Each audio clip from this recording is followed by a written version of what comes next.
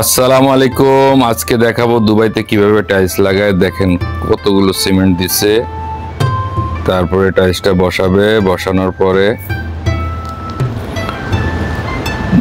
দুই টাইলসের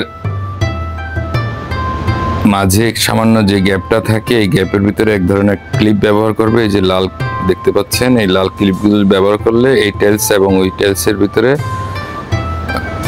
উচ্চতা সমান থাকে, উঁচা নেচা হওয়ার সম্ভাবনা থাকে না। এই যে ক্লিপসটা লাগাচ্ছে, এই ক্লিপসটা লাগালে টাইলসের সাইজটা সোজা থাকে।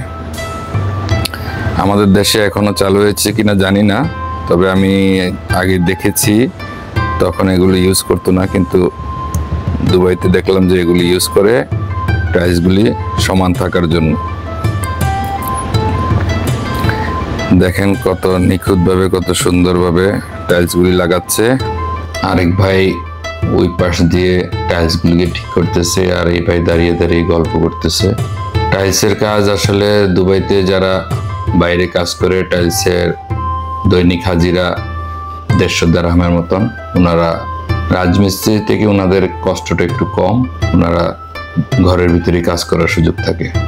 ভিডিওটা দেখার জন্য ধন্যবাদ। সবাই ভালো থাকবেন। আল্লাহ হাফেজ।